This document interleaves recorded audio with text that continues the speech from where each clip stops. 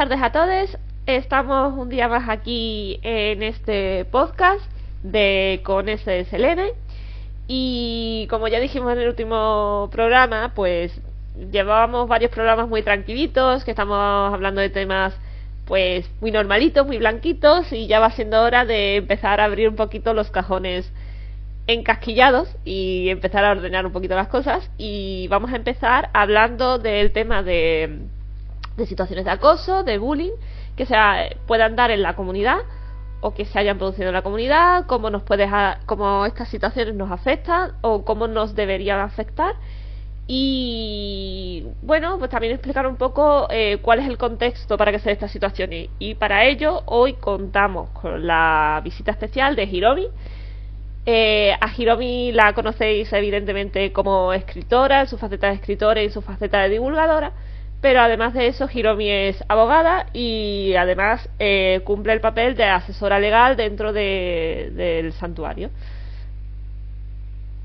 Un placer estar por aquí, una vez más dando el callo y ayudando en lo que se puede al santuario. Pues nada, En busca de Mrs. Marvel funciona bien. Sí, ese sí, la verdad que sí. Le cambié las pilas hace poco. Y como no, también hoy contamos con Adri, que Adri, además de ser copresentador en este programa, hoy viene también en su faceta profesional de psicóloga y nos va a explicar pues un poquito cuál es toda la situación psicoemocional que se puede dar en estas situaciones y cómo enseñarnos pues algunas herramientas muy básicas o algunos principios muy básicos para saber gestionar estas situaciones. Al final lo que intentamos con este programa es un poco no solamente poner sobre la mesa una situación que nos afecta a todos, que nos atañe a todos, porque en mayor o menor medida la mayoría de la comunidad ha sufrido alguna situación de acoso o de bullying en algún momento de su vida, sino también un poco pues ver cuál es la realidad que envuelve todo este proceso y ver también bueno, pues qué podemos hacer un poco. Así que sin más vamos a empezar un poquito y a mí me gustaría empezar por Adri, que nos expliques un poco cuál es el contexto personal o psicoemocional que se da en una situación de acoso. Vale, bueno, lo primero que tenemos que entender es que hay dos niveles de análisis y de conducta. Una cosa es lo que hacemos a nivel individual y otra cosa es lo que hacemos a nivel grupal. Y esto va a ser imprescindible para entender cualquier tipo de interacción, especialmente de acoso, que de normal el acoso viene de grupos, no viene de una persona en concreto, suele venir de un grupo, aunque después sea una persona la que vocalmente sea la que esté haciendo ese acoso. También existe acoso, obviamente, de persona a persona, pero son dos acosos muy distintos. Una cosa es un acoso grupal y otra cosa es un acoso individual. La cuestión con todo esto es que nos vamos a centrar por ponernos un poco en contexto y por no hacer esto muy largo, en la persona que sufre el acoso. Y aquí quería destacar un fenómeno que en psicología llamamos indefensión aprendida, que es el hecho de que una víctima puede aprender a no defenderse, y esto pasa cuando a ti te acosan de forma sistemática. La primera vez que recibes un ataque, tú te defiendes. Si la cosa se queda aquí, pues tú aprendes que defenderte es algo útil y necesario. El problema es que muchas veces el contexto social o el apoyo que recibe el acosador o incluso el refuerzo de ciertas personas, esto por ejemplo lo podemos ver mucho en Twitter, gente que empieza de forma sistemática a apuntar a una persona. Claro, la primera vez que eso se hace, recibe mucho refuerzo, incluso muchos likes, muchos retweets, gente comentando, tal. Entonces la víctima aprende que no vale la pena defenderse, porque el primer encuentro no sale bien, y entonces el segundo encuentro va con menos ganas. y el tercer encuentro va con menos ganas. Obviamente hay personas que no llegan a la indefensión aprendida porque tienen un buen una buena red de apoyo, gente que la apoya, tiene habilidades sociales y habilidades emocionales que le permitan gestionar, pero para gente más joven o gente que no se ha encontrado en esta situación previa, puede llegar a, pues, o me borro la cuenta o directamente. Hablo de Twitter porque es muy claro el acoso y se ve de forma casi diaria. Pues eso, me borro la cuenta o directamente ya no hablo de ciertos temas. Y creo que, por ejemplo, ahí sí que podemos encontrar muchos casos de gente que ya no comenta sobre ciertos temas porque sabe que si abre la boca de ciertos temas le va a caer, ¿no? Entonces creo que eso es importante que lo tengamos en cuenta, que la víctima muchas veces aprende a no defenderse, y ahí es donde, por ejemplo, encontramos gente que normaliza el acoso, en el sentido de recibe acoso y dice, bueno, esto es normal, siempre que hablo de este tema siempre pasa esto, ¿no? Y no debe, y lo interesante sería no normalizar este acoso, apuntarlo y ver qué podemos hacer como comunidad para que estas conductas al menos no se vean reforzadas. Vale, y explicado esta primera parte, Hiromi, ¿cuáles son las figuras legales que están implicadas en un caso? Vamos a decir, por ejemplo, esto es un caso de acoso, ya sea a raíz de redes sociales o acoso más directo, que pueda ser en persona, en grupo. Mira, básicamente, vamos a ver. Primero, el acoso está tipificado en nuestro Código Penal y tenemos que entender que cuando hablamos de acoso estamos hablando que es acosar a una persona, varias personas, pero solo a una persona, de manera insistente y reiterada. Eso es parte de la tipificación, es decir, de los elementos del delito son que haya una persona, que esa conducta se haga de manera insistente y reiterado, que altere el normal desarrollo de la vida cotidiana, ¿vale? Esos son tres productos muy importantes, y luego tiene otra serie de puntos que luego pueden desarrollarse con acoso en internet, pues puede ser acoso sexual y tal, que por ejemplo si hay una vigilancia, persecución o búsqueda de cercanía física, que ya estaríamos hablando del acoso sexual.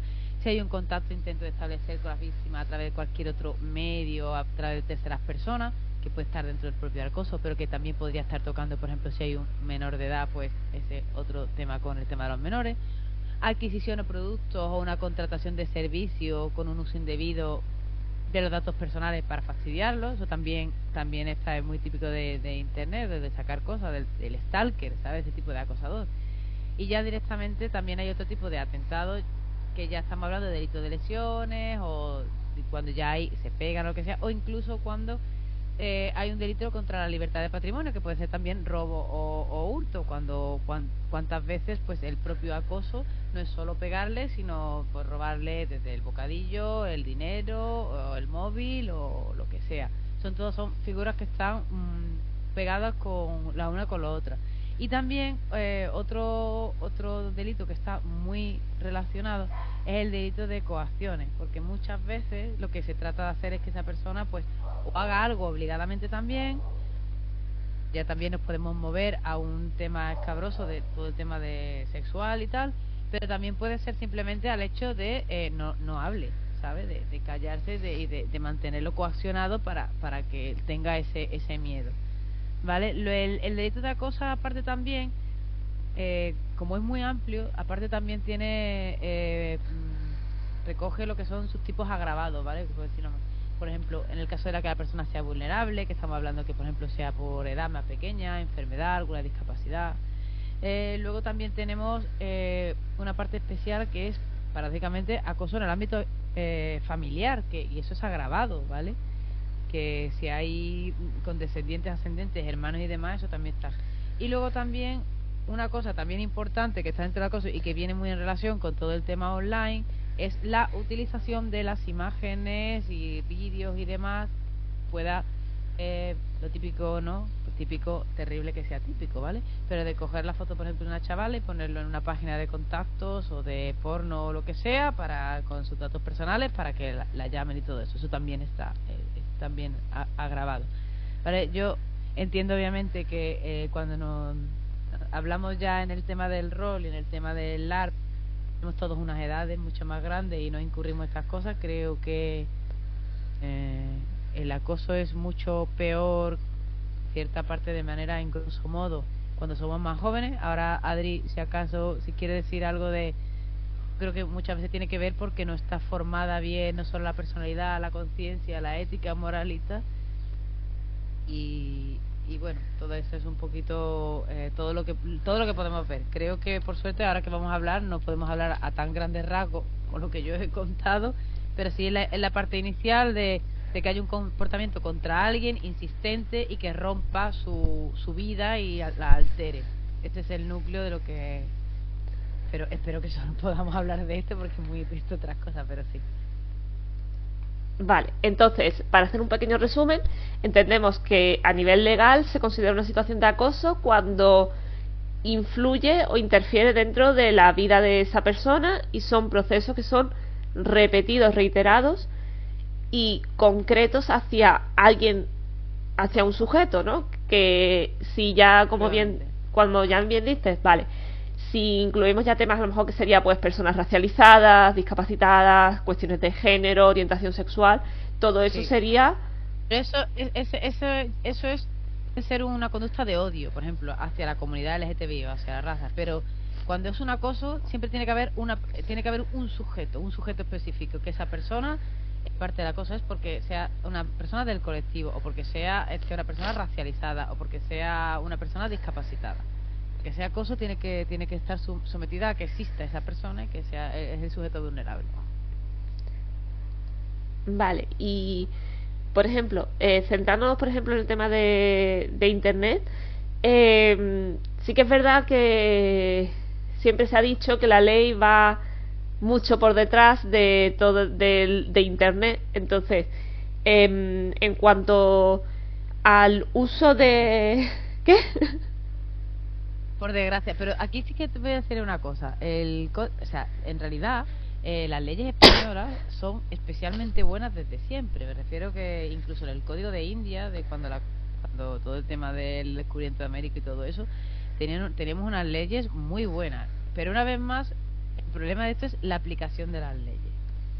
La ley está ahí y te dice que este tipo de el acoso está penada con cárcel, ¿sabes? Está penado directamente con 6 a 2 años de cárcel. Pero el problema una vez más es la aplicación que tienen los jueces. No tenemos que llegar ni a los jueces. Podemos ver simplemente cuando hay una cosa en el instituto y la dirección del centro dice que son cosas de niños, ¿sabes? Pues si son cosas de niños para los directores de un centro, imagínate para algunos jueces. Entonces ya queda, por desgracia, a la decisión del juez de aplicar, porque en España, si tú nunca has tenido para que nos entendamos, muchas veces las cosas que decimos en plan, esta persona ¿por qué no entra a la cárcel? Porque muchas veces, si tú no tienes ningún delito penal, por menos de 2 años no entras en la cárcel, digamos que como se te acumula y tal, porque es como una persona normal y corriente podría cometer un fallo, podría ser tal, y sería muy fuerte que automáticamente entrará en la cárcel, ¿sabes? Por algo que no es, entre comillas, muy grave. Lo que pasa es que, claro, la parte subjetiva es muy importante aquí. 2 años es poco para entrar, pero una persona que haya incurrido en un acoso, como para ponerle la pena máxima del acoso, jolines, ¿qué ha estado haciendo? ¿Sabes? Entiendo que ha estado haciendo. Pero claro, ahí las normas te dicen una cosa y ya es luego la aplicación subjetiva de los jueces lo otro. Y eso es un tema complicado y por eso hay distintas audiencias y por eso se van alzando hacia arriba los casos para ver si tienes la suerte de que te toque un juez que tenga una estimación más dura, por ejemplo. Vale. Y Adri, en este sentido, cuando ya sí que es verdad que muchas veces se habla de que porque las víctimas no denuncian, ¿no? Entonces, a nosotros desde el santuario, era un papel que yo asumí. Asumíamos que el tener los mensajes abiertos para determinados contextos iba a suponer que nos llegasen determinados contenidos. Y siempre está esa cuestión de que es realidad que desde el santuario la base es que la víctima siempre va a ser tratada como tal, pero lo principal que estas víctimas muchas veces nos transmiten a nosotros es esa situación de decir que no se atreven de denunciar o no se atreven de hacerlo público. Entonces, ¿qué situación? Hablabas antes de la indefensión aprendida, pero ¿hay algo más aparte de esto que implique que una víctima no quiera hablar de lo sucedido? Vale. Mira, por una parte está la indefensión aprendida, que es lo que tendríamos como visión de la víctima, ¿no? Como esa parte de he intentado devolverme varias veces y veo que no tiene efecto, porque esa persona continúa con su actitud. Pero también está muchos otros factores que hacen que sea muy difícil actuar contra ciertos agresores. Si por ejemplo hablamos de internet, tenemos que entender una cosa que es el capital social, que en general en internet se mide como muy fácil por el número de followers, ¿no? O sea, si es una cuenta grande, ya parece que cuesta más abrirse a hablar de ciertas cosas, porque pues lo hemos visto en algunos casos, ¿no? De gente que ha sufrido acoso sexual por parte de gente, pues influencers o gente grande, y lo que han recibido en respuesta es que te quieres hacer famosa a costa de esta persona, es que lo único que buscas es hundirle porque tiene éxito, porque no lo dijiste en su momento. Que además sucede eso, me parece que si no lo dices en el momento ya no es válido, y eso es una concepción que tenemos dentro de la sociedad, que es otro factor que hace que las víctimas lo tengan más difícil para denunciar justo después, ¿no? Y si por ejemplo vemos algunos casos, me voy a otro punto, incluso cuando una víctima ha denunciado acoso sexual con pruebas claras y demás, a lo mejor el juez le ha dado la razón, que a veces depende de qué juez. Como ha dicho Giannoni, aquí hay una serie de interpretaciones legales y una serie de cosas que yo conozco muy de pasada porque no es mi ámbito. Si fuera psicólogo jurídico pues lo conocería más, pero incluso en la sociedad, ¿no? Vemos enseguida pues estos comentarios, ¿no? O ya no solo de gente random de Twitter, de cuentas grandes, de medios de comunicación, etcétera. Entonces, cuando el modelo que nosotros hemos establecido para las víctimas es que si tú hablas, lo que recibes es más acoso, lo último que quieres es hablar. Entonces, depende qué agresor sea, depende qué influencia tenga, depende pues de otras características, que algo tan fácil como ser un hombre blanco cis hetero ya hace que sea mucho más difícil enfrentarse a ello. Entonces, y aún así, obviamente no implica que son las únicas personas que hacen acoso, pero sí que te da un estatus de credibilidad, y esto lo podemos ver en lo que he dicho, muchos casos de acoso sexual o incluso de violencia sexual que hemos podido ver día tras día, ¿no? Entonces, cuando a vosotros os llega esto, al final es un entorno de confianza donde pueden hablar, pero denunciar también tiene que ver con el proceso después de revictimizarse, que implica tener que explicar y que pongan en duda tu testimonio. Esto no pasa siempre, obviamente, pero muchas veces lo que va a hacer la defensa, ¿no?, es intentar buscar el fallo para defender a su cliente. Entonces, la víctima tiene que contar una cosa, tiene que ir a la policía y contarlo, tiene que ir a un juicio y contarlo, puede que tenga un segundo juicio y contarlo otra vez. Entonces es un proceso que psicológicamente es muy complicado y no hay demasiado apoyo dentro del sistema para las víctimas que puedan enfrentar esto. Incluso hay métodos que podría ser una grabación y ya está, que no se toman muy en cuenta en estos casos. A veces sí, a veces no, no sé las condiciones, pero en general una víctima tiene que volver a repetir un relato una y otra vez, y por qué no dijiste esto, y por qué no lo denunciaste, y por qué tal. Entonces es un proceso jurídico difícil porque lleva tiempo, lleva recursos, pero es que emocionalmente también es muy difícil porque tienes que volver a vivir esas situaciones, además de pues pagarte tu terapeuta, tener una red buena de contactos, etcétera, etcétera, etcétera.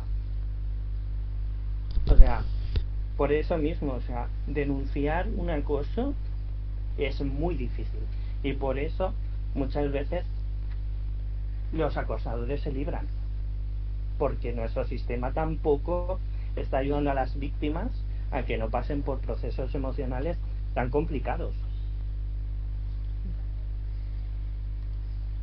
Y en esta línea, que tenemos a Hiromi ahora mismo como el pajarito diciendo que sí, pero en esta línea, Hiromi, siendo consciente de lo complicado que puede llegar a ser la situación, porque precisamente por lo que dices, que muchas veces hay partes que son interpretables, a nivel legal, ¿qué garantías se le presentan a las víctimas? Si es que las hay. Una noticia, en el derecho nunca, o sea, cada vez que te preguntan algo siempre respondes depende, y parece que no sabes de nada, pero es que no hay nada blanco, no hay nada negro, es que no hay ninguna ninguna garantía de nada, porque incluso aunque ya lo hemos visto, ¿no? Por desgracia, se puede haber, por ejemplo, una cosa grave de una violación en conjunto, no sé qué, no sé cuánto, 20 millones de cosas. Ahora llega un señor juez y dice, no, hombre, si ella no hubiera querido, no se hubiera ido con los 8 chavales estos, ¿sabes? ¿Y qué? O sea, una cosa que para el 99,9% de la población mundial, yo le decía al señor juez, mira, vamos a hacer una cosa, se va a levantar usted, va a poner en esa esquina y yo voy a traer a 8 señores más grandes que usted y simplemente van a estar pegaditos a usted, simplemente acorralándolo contra la pared, sin hacer nada, sin mirarle, sin tocarle. Y usted me dice si hay coacción o no hay coacción. Pero es que vivimos en esto. Yo, o sea, los tiempos van cambiando, van entrando nuevos jueces. Yo espero que pues, la sociedad va avanzando, poco a poco las cosas también irán avanzando. Pero ahora mismo es que me encantaría poderle decir a cualquier gente que si fuera la cosa, pues ven abogado, tal y cual, y te puede salir bien, pero es que no hay seguridad ninguna. Sería muy poco realista por mi parte y hacer ese tipo de ilusiones. Pero también te digo una cosa, y es que por línea general, como ha dicho Adri, los abusones no están acostumbrados a que se les enfrenten, y hay veces que simplemente el hecho de presentar, de empezar un procedimiento y tal, quizás se pueda solucionar en conciliación previa antes que llegar a cualquier cosa, y muchas veces dependiendo de la edad, de los recursos económicos y tal, simplemente también el mero hecho del susto de tenerte que meter dentro de un procedimiento judicial y pagar abogado y demás, pues también a uno le hace replantearse cosas. Y esto también es bastante triste porque aunque la justicia está para todo y hay justicia gratuita y tal, una de las cosas que yo sí que creo que veo es que la gente que tiene poder económico pues no le asusta cometer ilegalidades y responsabilidades y incurrir en cierto tipo de cosas, porque saben que que la ley es gris, que los casos son grises y que pueden estar amparados pues porque hay alguien que no se quiera meter y tal, y también eso es algo que tener en cuenta, en cuyo caso yo diré que un guantazo son 50 euros, que lo sepáis, no tiene pena legal ni nada, pero bueno, más allá de esto, la coña, que no lo es.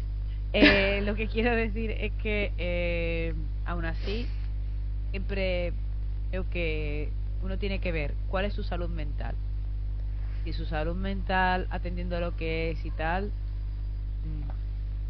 Soy una persona que cree que si todos empezáramos a un poquito a tratar de hacer que en nuestro recuadrito del mundo no pasaran este tipo de cosas, pues poquito a poco iríamos haciendo que todo fuera un poquito mejor, porque siempre dice que a todo cerdo le llega su San Martín, pues hay que empezar a tener los cuchillos para que a los cerdos les llegue los San Martín, y eso es responsabilidad de todos nosotros.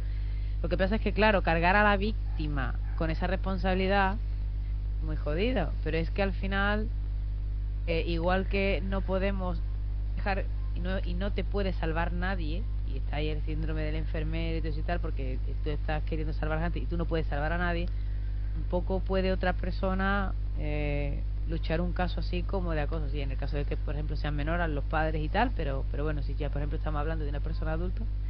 Entonces, en conclusión, ojalá pudiera decir que todo siempre iba a salir a pedir de Milhouse, no va a ser el caso, pero sinceramente las cosas van mejorando y podría salir, es que estás al 50% y sinceramente la persona que normalmente hace las cosas, que se queda impune, pues ya con la mera visión del abismo de que puede no salir impune, pues también puede facilitar a que cambien las cosas. Entonces, sacando así un poquito la luz, ¿no? Que no se diga que en el santuario se apruebe la violencia, pero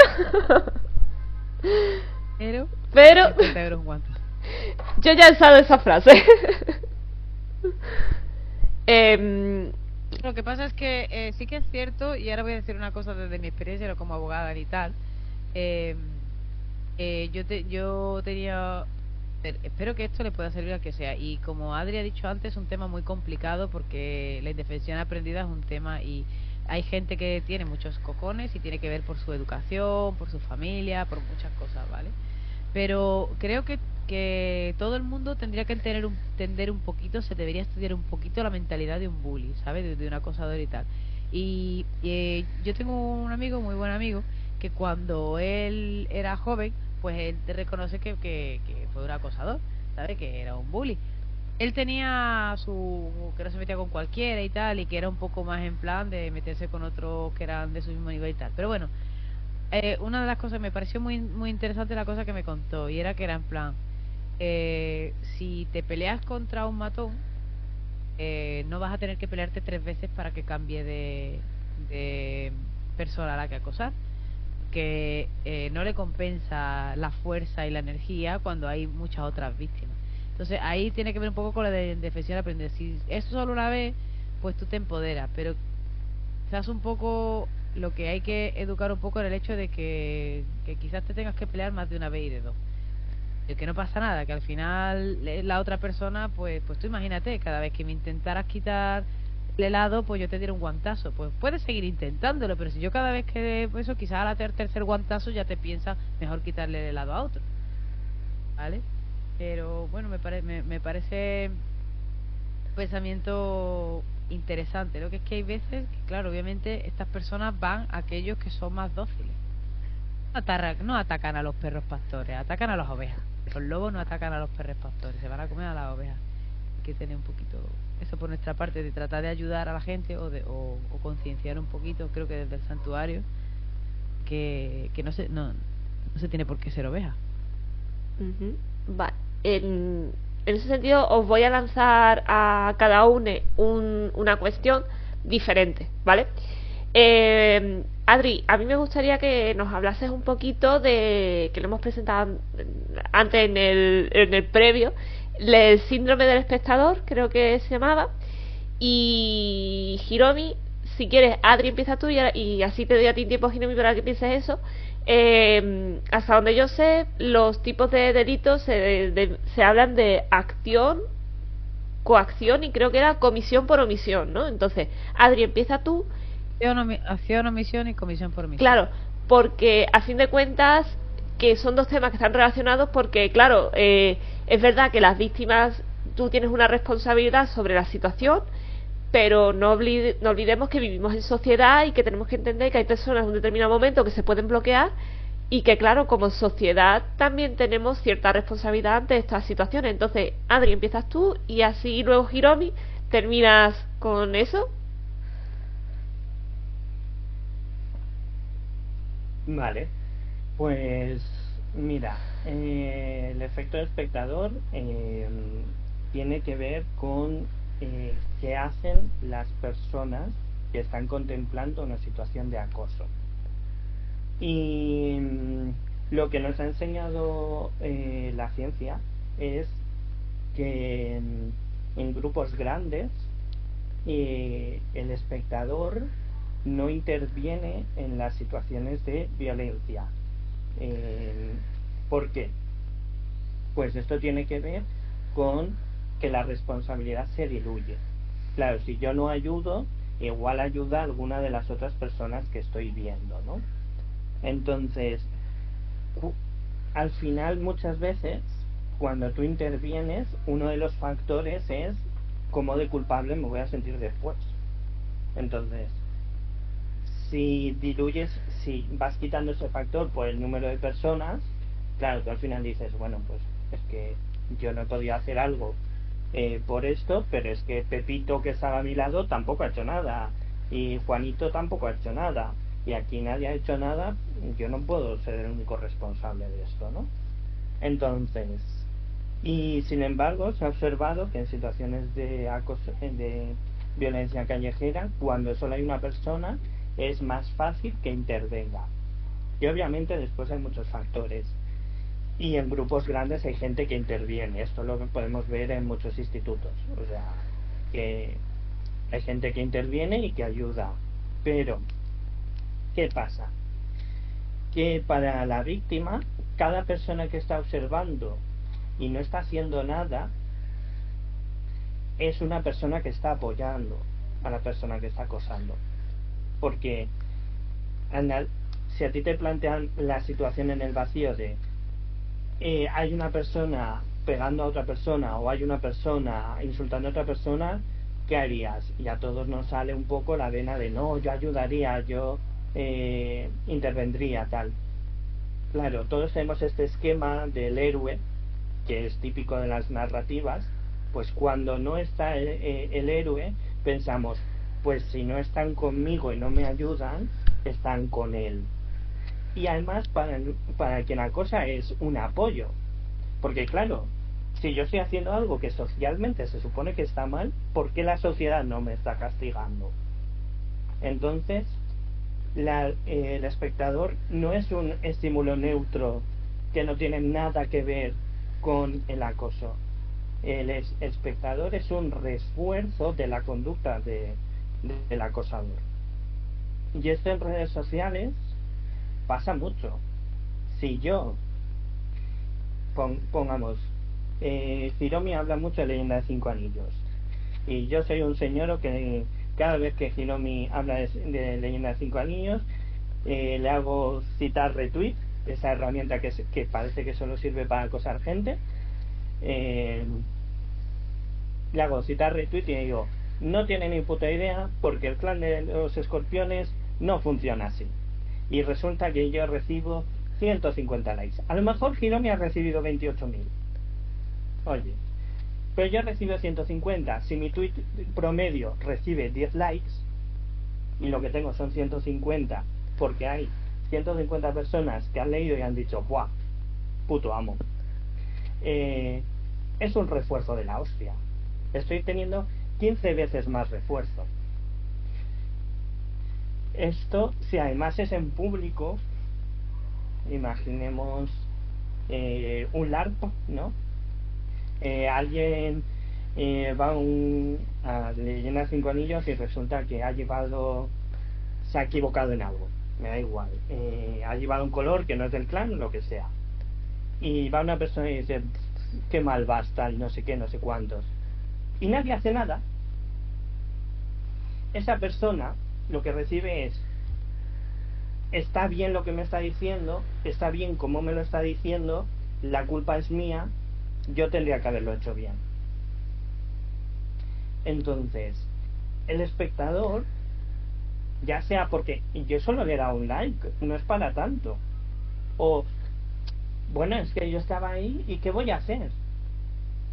Eso refuerza las conductas de acoso y refuerza las dinámicas, porque además, si yo veo que una persona está haciendo X cosa y está recibiendo refuerzo, igual el próximo que lo hago soy yo, porque si esa persona puede hacerlo, ¿por qué no lo voy a hacer yo? Ya es un problema que tenemos que tener en cuenta. No reforzar conductas de acoso no solo hace que el acosador tenga mucho menos apoyo y la víctima se pueda sentir mejor y pueda decirle, oye, no me digas estas cosas, sino que encima estamos ayudando a que otras personas no imiten la conducta del acosador.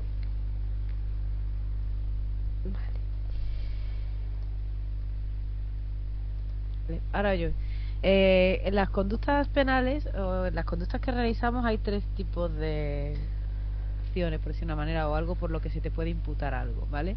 La primera es la acción, que todo el mundo lo entiende. El acosador hace esta intrusión en la vida de la otra persona de manera reiterada, constante, y que para su desarrollo y que le causa este malestar. Lo hace de manera activa, lo hace de manera personal, ya sea con él o con sus secuaces, pero es una conducta de yo voy a ti a decirte pues que eres fea, a decirte que no sabes nada, a tirarte del pelo, a robarte. Esa es la acción. Luego está la omisión. La omisión es esta parte que hemos estado hablando de la gente alrededor.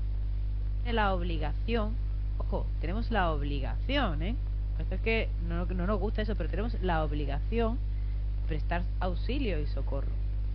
Y yo voy por la playa y veo a alguien ahogándose, mal ejemplo porque no deberían lanzarte si no tienes un título de socorrista, ¿vale? Pero entendamos que, imagínate que sí que lo tienes. Bueno, o por ejemplo, un accidente de tráfico. Si no hay servicios sanitarios, eso, estás obligado a intervenir.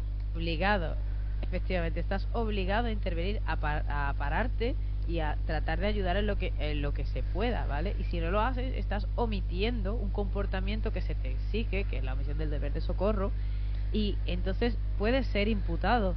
Muchas veces, cuando por ejemplo se tiene un accidente y se da a la fuga, claro, porque se da a la fuga y estás omitiendo un comportamiento de pararte, asumir lo que es, ayudar y tal. Eso también es punible.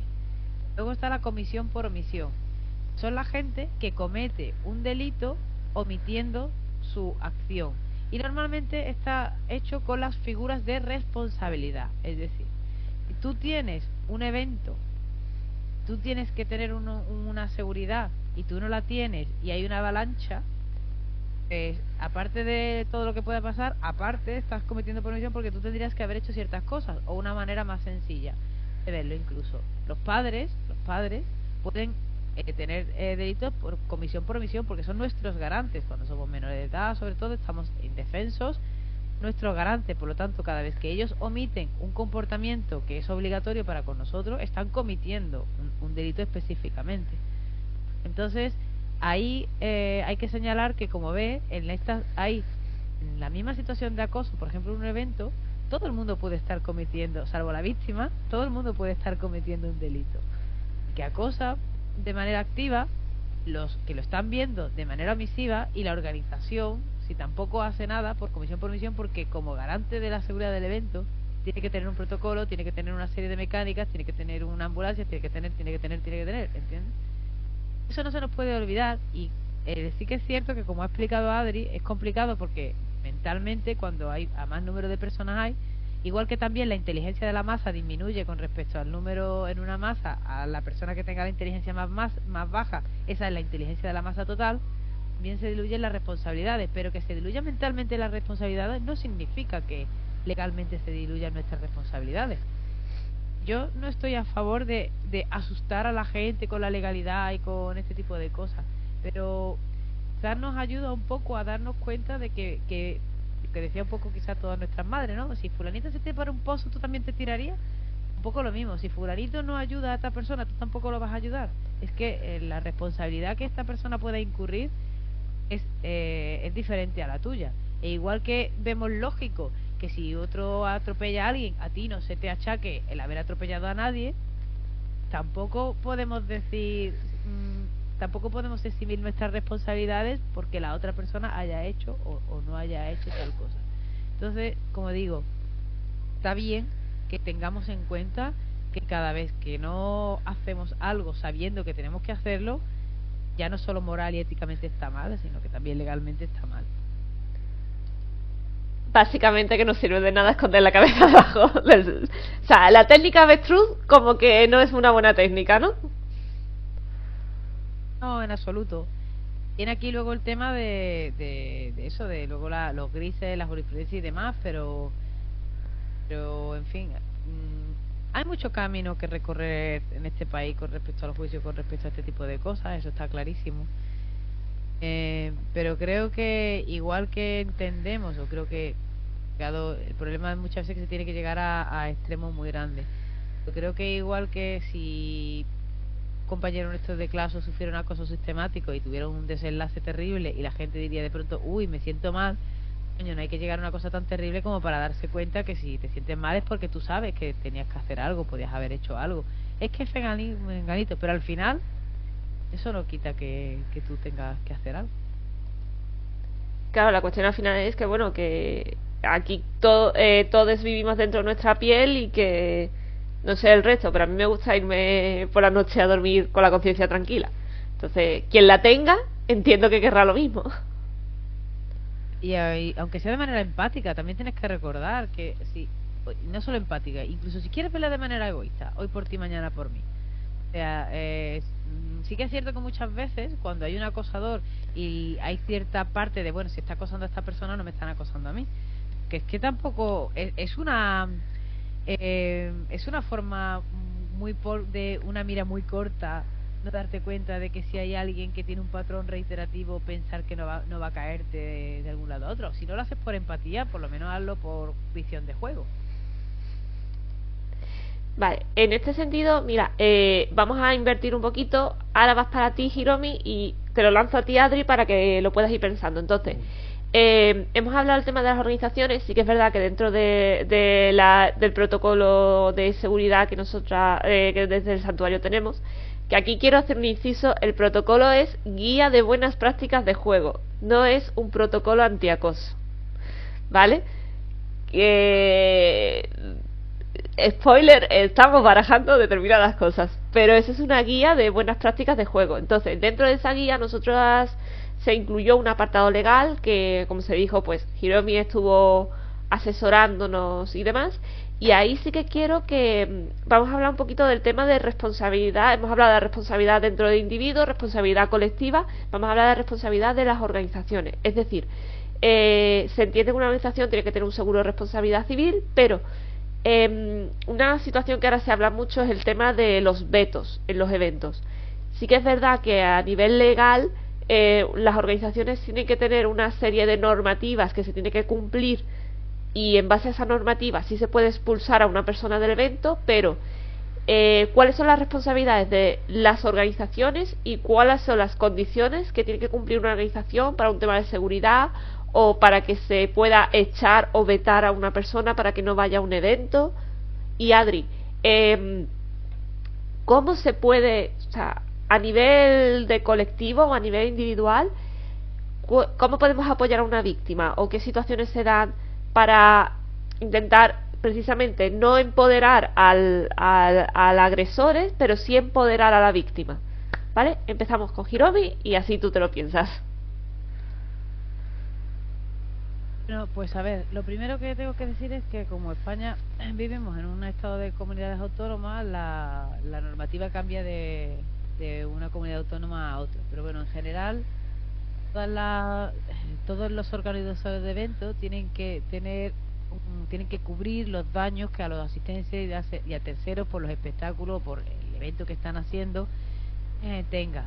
Y incluyendo contratar un seguro de responsabilidad civil de los eventos que pueda cubrir en el caso de que hubiera alguna consecuencia, para que no tenga un término legal y penal, ¿sabes? En el sentido, si por ejemplo pues eso, un evento de música pues no tiene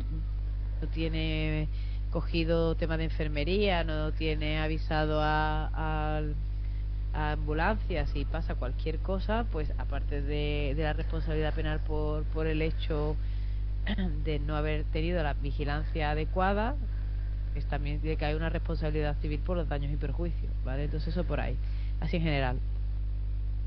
Depende de qué evento, si es un evento diurno, nocturno, tiene que tener sus distintos tipos de permisos, licencias y demás.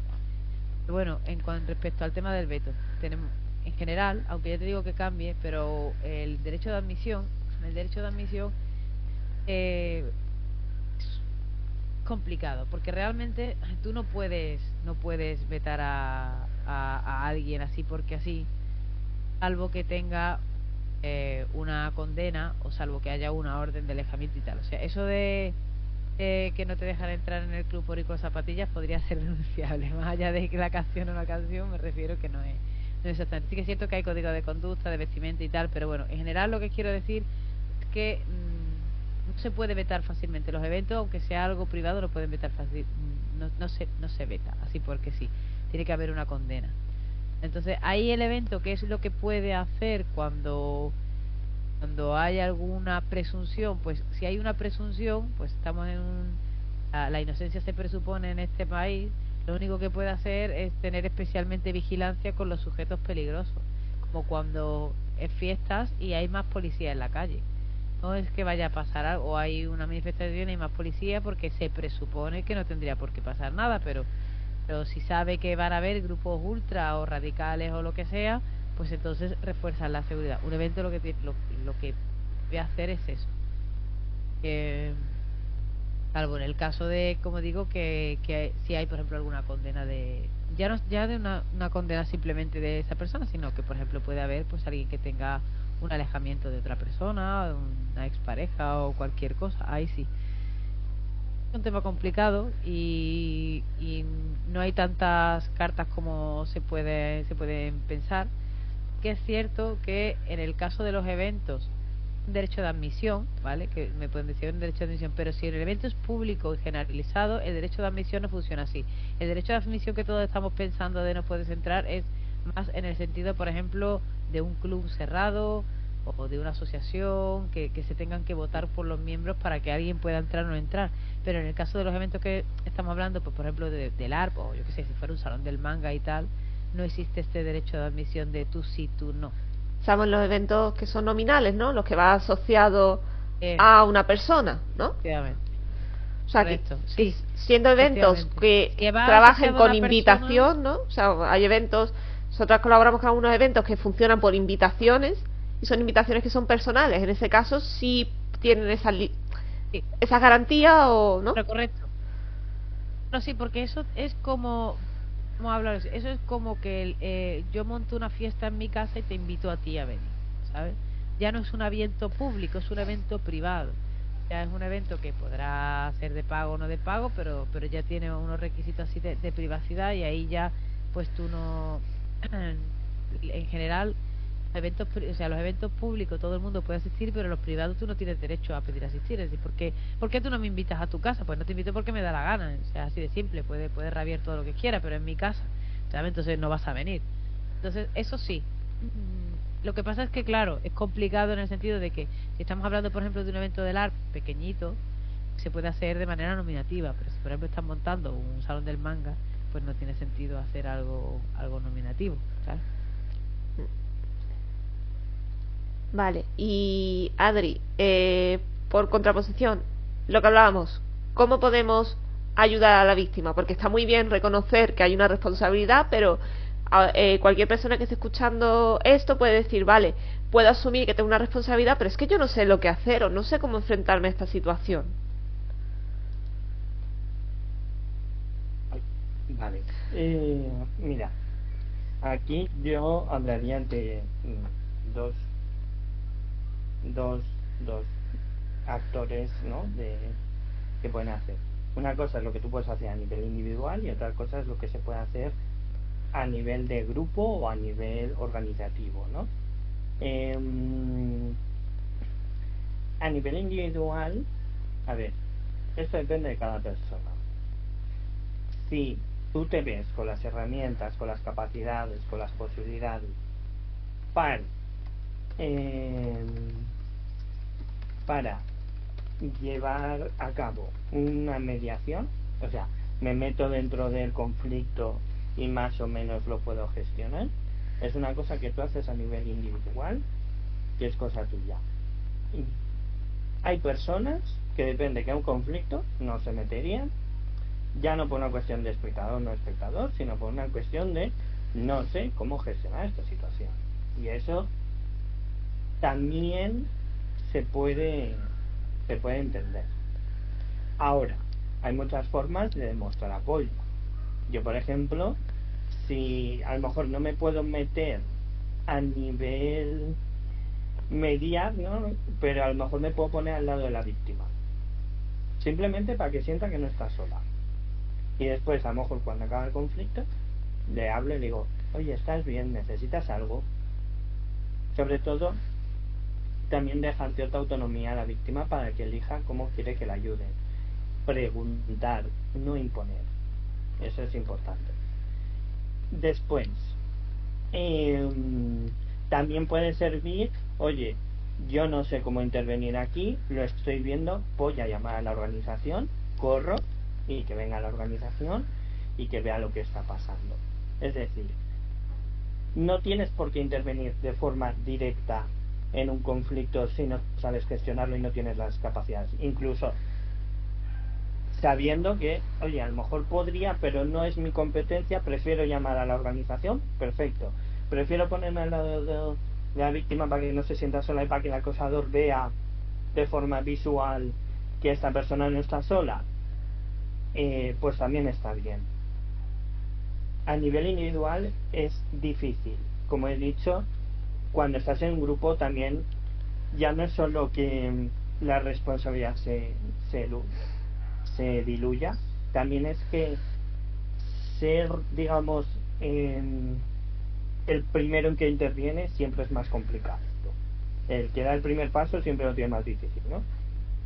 Pero pueden ser eso, desde llamo a la organización y viene, o me pongo a tu lado, o puedo decir, para, hago tan fácil, te hago tan simple. Eso a nivel individual. A nivel organizativo, pues obviamente pasa primero por tener algún protocolo de seguridad, algún tipo de buenas prácticas, como pues por ejemplo el protocolo que surge desde Santuario, que cada evento obviamente puede cogerlo y decir, bueno, pues así tal cual me sirve, o lo adapta a las necesidades y las características de su evento. Después creo que es importante, tanto al principio del evento como al final del evento, remarcar que la organización está ahí para todo el mundo y explicar, pues mira, vamos a hacer un pequeño repaso al principio, ¿no? Vamos en el briefing inicial, igual que repasamos el sistema, aunque os lo he pasado y tal, repasamos las buenas prácticas y qué podemos hacer, ¿no? Desde la organización.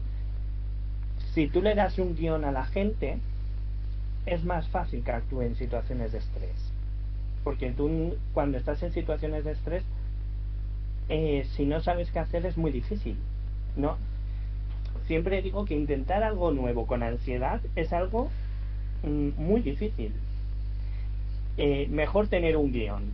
Vale, cuando pase esto, hago esto, esto lo podemos automatizar y lo puedo hacer y no tengo que pensar, no tengo que hacer un procesamiento cognitivo. Me han dicho que si alguien me insulta, que vaya a Pepito a decírselo. Pues voy a Pepito a decírselo. Tan fácil y tan simple, ¿no? Entonces, creo que gran parte de la carga recae en la organización, pero como en cualquier lado. O sea, al final, igual que la organización es la responsable de si va a haber comida o no va a haber comida, de si se va a poder cocinar o no se va a poder cocinar, de si cómo funciona el rol y cómo no funciona, del sistema de juego, del sistema de no juego, también tiene una responsabilidad, ¿no? A la hora de cómo organizo las urgencias. ¿Qué pasa si te pasa algo con otra persona? ¿Qué pasa si te torces el tobillo? Ese tipo de cosas, tú como organización lo tienes que tener claro. Y después, por eso digo que desde las organizaciones tienen un peso importante que creo que por suerte en los últimos años se está valorando, se está empezando a tener en cuenta, porque yo me acuerdo cuando empecé a jugar al LAL que 4 monos con 3 neuronas éramos, o sea, por suerte creo que la pandemia, con todas sus cosas malas, también ha traído alguna cosa positiva, que por ejemplo es la seguridad en los eventos. Creo que ahora se ve mucho más, ya cuando ves un documento de diseño, que antes ni siquiera había documentos de diseño, ves ya, vale, cuáles son las normas de seguridad. O por ejemplo, si viene el santuario o no viene el santuario, por ejemplo, a echarnos una mano, o ese tipo de cosas, ¿no? Entonces, pues en esa parte doy gracias, pero sobre todo doy gracias al santuario, que en este caso habéis hecho mucho por la divulgación de la seguridad. Qué bonito, esto no estaba pactado. A mí la verdad que cuando... O sea, porque nosotros nos han pasado de venir personas por privado a preguntarnos y tal, y de... A mí una frase que me impactó mucho, me dijeron varias personas, es que cuando yo os veo a vosotras en un evento, yo ya me quedo tranquila, porque ya sé que ese evento va a ser seguro. Y por un lado, ostras, por un lado es un sentimiento de decir, wow, significa que algo estamos haciendo bien, de transmitir esa seguridad, pero por otro lado también es un peso de decir, cuidado, que tienes la seguridad de muchas personas aquí. Vale, y sí que es verdad que en ese sentido, yo la verdad que soy una persona que los comentarios que vayan hacia mí pues me pueden dar más o menos igual, porque como hace mucho que asumí que no soy una croqueta, no le puedo gustar a todo el mundo, pero sí que es verdad que cuando son comentarios hacia el santuario me los tomo más ahí sí que soy más tajante de decir, no voy a, o sea, hay determinadas cosas que no voy a permitir, porque sobre todo porque es un proyecto que hay muchas personas implicadas. Considero que ha sido el trabajo de muchos años de todas estas personas, y que se intenta atacar un proyecto que la única finalidad que tiene es garantizar los espacios seguros, y en la que tanta gente pone su confianza. Ostras, creo que a nivel personal es algo que hay que valorar, en el sentido de valora tu rango de prioridades, porque quizás haya algo que no se está transmitiendo del todo bien. Pero la verdad que lo tonto, pues ya estamos llegando al final, y sí que es verdad que quiero hacer una ronda de cierre. Es decir, me gustaría que os podéis explayar lo que queráis, pero me gustaría que dierais un mensaje de cierre, ¿vale? Porque al final hemos estado tocando muchas cosas, hemos estado hablando de bastantes cosas, pero me gustaría saber que, en conclusión, qué mensaje queréis transmitir con la mesa, con esta charla.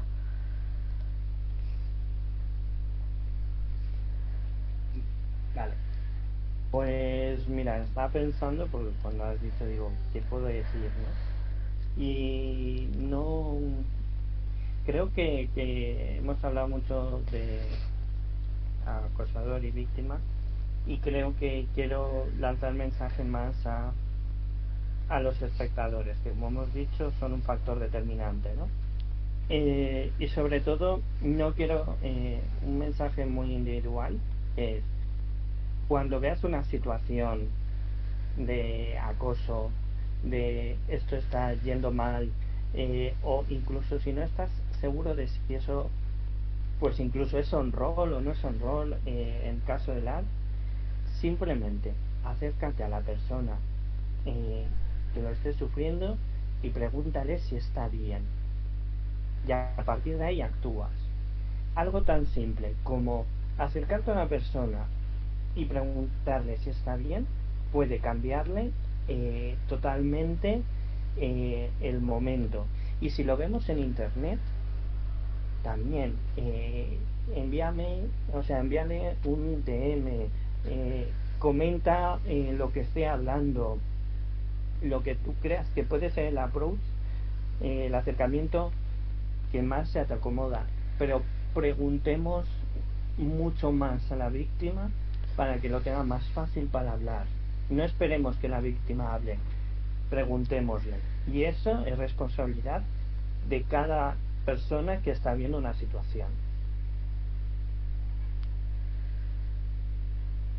Bien, pues ya que ha dicho eso, que me parece muy importante, voy a tomar yo el relevo. Yo sí que yo voy a hablarle a la víctima, ¿vale? Yo voy a hablarle a la víctima porque al final nosotros no podemos cambiar los comportamientos de las demás personas. No puedes cambiar el comportamiento del acosador y seguramente en toda nuestra vida nos encantaría que la gente se comportara alrededor de nosotros de una manera determinada, ya sea a través de nuestros valores, porque nosotros sí que seamos alguien que diera la cara por los demás o lo que sea, pero al final tú solo te puedes controlar a ti mismo. Entonces quiero decir varias cosas. Lo primero es, cuando estamos hablando en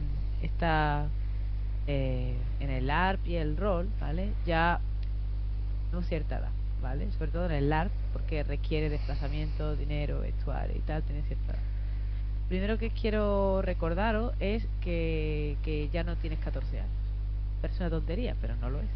Hay muchas veces que hay personas con las que yo sigo hablando con ellos y pasan los años y siguen teniendo ciertos miedos cuando han sufrido ciertos pasados, pues traumáticos en cierto sentido, ¿no? De mayor o menor medida. No sé, la típica persona esto de que en el instituto lo pasaba mal porque se rían de ella y ahora tiene 30 años, pasa por al lado de un montón de chavales de 15 años y piensa que se van a volver a reír de ellos, pero los chavales de 15 años ni los miran, que es una persona adulta, está fuera de su radar con todas las movidas que eso pueda llegar. Y igual que te das cuenta de eso, también te das cuenta que tienes cierta edad y que tienes que empezar también a autovalidarte, empezar a tomar responsabilidad también de si los demás no van a hacer algo por ti, tienes que hacer algo, simplemente, aunque sea de por qué ser en el momento. Por supuesto, cuando te paralizan no hay forma de hacerlo, ya sea simplemente de decirle a alguien que conoces, no tiene que ser ni de ahí, de escribirle un mensaje a un amigo, me no me encuentro bien, lo que sea. Bueno, y si te da la estamina para pegarle un guantazo a quien sea, de ahí el cielo, ¿vale? Pero bueno, esto en realidad lo que viene, lo que quiero, a donde quiero realmente ir es que muchas veces no hay ciertas circunstancias y no, ya no tiene por qué ser un acoso en plan que te estén acosando, sino que te sientas incomodidad. Muchas veces pensamos que esa gente puede destrozarnos la vida y es mentira. El acosador, el bully y todos aquellos que hacen ese tipo de cosas se escudan en el hecho de que parecen imbatibles, igual que cuando somos pequeños nuestros padres nos parecen omniscientes y omnipresentes y son imposibles de batir. Pero al final, si te paras a pensar, específicamente hablando del mundo del rol y del mundo del LAR, alguien al que no le caes bien en Barcelona puede evitar que yo en Sevilla vaya todos los días a trabajar, salga los fines de semana con mis amigos, tenga a mi pareja, me peleo más o no con la mascota que tenga, o odie planchar las camisas, ¿entiendes? No tiene. Entonces es bueno a veces que nosotros seamos conscientes que muchas veces a estas alturas de nuestra vida, recalco que estoy hablando del LAR y del rol, el poder que le damos al acosador también es ese poder está en nuestra mano, lo que nos influye, lo que nos influye. Y cuando relativizan las cosas, bien coges nuevas armas para poderte defender. Cuando por ejemplo, si antes simplemente, como ha dicho Adri, que alguien que se ponga al lado tuyo te podría parecer poco, pero si racionalizas las cosas te puede parecer mucho, porque también es mucho, ¿sabes? Y eso es bueno que sepamos salir un poquito de nosotros, reflexionar este tipo de cosas y decir, esta persona capulla me ha dicho, pues eso, o sea, por ejemplo, yo hablo de leyenda, hay un gilipollas que dice que yo no sé nada, o como me ha pasado, que me han dicho, ¿por qué esta chica va a ser la correctora de lore de la leyenda de los 5 corillos si conozco a 20 tíos más que saben más que ellos? Pues yo lo que dije es, de puta madre, preséntame a esos 20 tíos, coño, me dedico a hablar yo sola a las paredes de leyenda y hay 20 tíos que tú conoces que saben más que yo y que podría estar hablando con ellos y siendo su amigo. O sea, yo elijo en qué grado de implicación, y si hay 150 personas que da, pues puedo elegir pensar si esas 150 personas son gente que conoce más que yo de leyenda y puede hacerme mis amigos, o simplemente pensar que son unos capullos y ya está. Entonces es complicado porque Adri lo ha dicho al principio, estoy 100% de acuerdo con él, que la reacción ante nos enfrentamos a la acosadora tiene mucho factor educacional, de personalidad y de muchas cosas, y no quiero sonar para nada frívola a la hora de decir todo el mundo puede ni nada por el estilo, pero creo que es importante que alguien te diga no pueden afectarte tanto como a ellos les gustaría. Y de hecho, porque el delito de acoso es reiteradamente, necesitan hacerlo reiteradamente para irte mermando tu conciencia, tu voluntad y tu personalidad, porque saben que si no lo hacen una y otra vez, no funcionaría a la primera. Funcionaría a la primera. Por lo tanto, el poder lo tienes tú. Por eso ellos tienen que enfrentarse a ti activamente, de manera reiterada. Así que no les permitas eso. Ese es mi speech. Vale, voy a cerrar yo con el mío, hablando desde la posición de una persona de... Esto se ha hablado muchas veces, yo lo he comentado muchas veces, pero no sé si se ha llegado a decir aquí grabado. Pero bueno, el motivo por el que nació el grupo fue a raíz de una situación que yo viví, y yo me di cuenta que yo tenía la suerte de tener una buena red de seguridad, pero hablando con otras, sobre todo mujeres, que habían tenido estas situaciones, me di cuenta que no, y de ahí surge el santuario de Selene. De hecho, una frase que yo repito mucho, la de: en el santuario siempre tendrás una amiga, porque entendemos que generar redes de seguridad es eso, generarte un espacio donde te puedas sentir segure, donde puedas tener alguien con quien hablar. Por eso los mensajes nuestros privados están abiertos, cualquier persona puede venir a hablar con nosotras y estaremos para lo que podamos, pero hablamos siempre de que nosotros hacemos un trabajo de asistencia, no hacemos un trabajo profesional, no hacemos un trabajo ni legal directo, ni sanitario, ni de un apoyo psicológico como el que puede hacer Adri en su consulta, porque eso requeriría otra serie de formaciones que yo sí puedo tenerlas, pero claro, para que yo haga ese trabajo implica evidentemente eso, es un trabajo y eso tiene otra serie de consideraciones. Lo que quiero decir con esto es que voy a ir recogiendo puntos que habéis dicho cada uno de vosotros. Es importante, es verdad que las víctimas tienen que responsabilizarte hasta cierto punto de su situación, y esa responsabilidad también implica el pedir ayuda.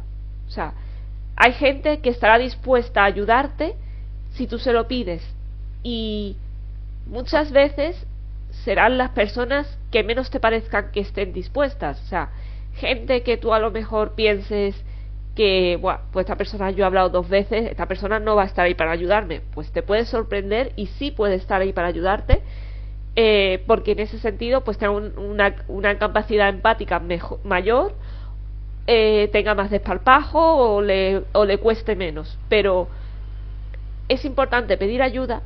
Es importante, cuando hablamos de casos graves, pues si hay que acudir a las autoridades, hay que acudir a las autoridades, porque luego se vienen las situaciones, que es lo que hablaba Hiromi, si es una situación reiterante, para que una organización haga algo, pues también le tienes que dar un marco de protección, ¿no? O sea, si una víctima no se siente segura porque vaya una persona, tú también le tienes que dar un amparo a la organización, decir: oye, pues mira, yo tengo pruebas, tengo una situación que puedo demostrar, y en menor o mayor medida. Si no hay denuncia previa. Claro. No hay denuncia previa. La cuestión es esa, que si se puede usar, si tenéis a vuestra disposición unas herramientas que podéis usar, si es necesario que las uséis, hay que usarlas, porque al final la ley está ahí y estamos, toda la sociedad está obligada a cumplir la ley. En el caso de que no, lo dicho, pedir ayuda, es muy importante que pidáis ayuda. A nivel de la sociedad, a nivel de comunidad, tenemos, como se ha dicho, una responsabilidad de, cuando vemos que hay cosas que no son correctas, tenemos que tomar partido, y a lo mejor ese partido simplemente traerle un vaso de agua a una persona, y de verdad os digo que no sois conscientes cuánto puede ayudar ese vaso de agua. Y también hay que entender muchas veces, en el marco de redes sociales, que las redes sociales diluyen mucho la situación. Pensamos que lo que hablamos, el tema de los mensajes que lanzamos a una persona, no somos conscientes de la gravedad que puede tener. La relación que marcamos con una persona pensamos que pueden ser diferentes a las que son, y tenemos que recordar que las redes sociales, cada uno publica en las redes sociales lo que quiere que se sepa de su vida. Eso no te hace más cercano o menos a otra persona. Y también quiero remarcar que precisamente eso, desde el santuario se hace un trabajo de acompañamiento y asistencia, que el papel que se cumple es siempre de asegurar los espacios seguros para cualquier persona. Y en ese sentido quiero lanzar un llamamiento a algunas organizaciones que sé que en mayor o menor medida pues les han llegado nuestras propuestas y que bueno, que son un poquito, que desconocen un poco cómo funciona esto, y ante todo es decir que bueno, que aquí lo principal es garantizar la seguridad de todas las personas del evento, incluyendo la organización, y que los equipos de seguridad, las herramientas de seguridad no están para gestionar ni realizar cazas de brujas hacia nadie, y que bueno, que al final siempre estamos para ayudar, que la mano siempre está tendida y que vamos a seguir trabajando en ello.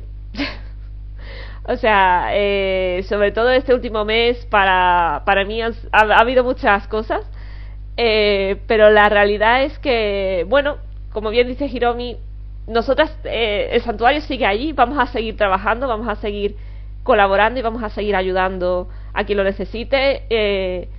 Si hay que tomar acciones del tipo que sea, se tomarán, porque al final no tenemos una responsabilidad que hay que cumplir. Y nada, dicho esto, pues yo creo que terminamos. Yo quería terminar con una frase en el sentido de que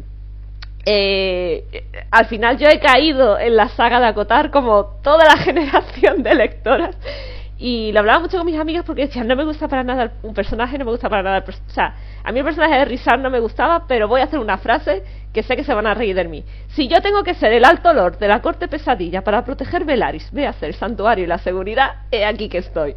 Entonces, dicho esto, quiero daros las gracias a les dos por participar, a Adri como siempre para estar aquí, y a Hiromi que bueno, que es que se apunta a lo que sea.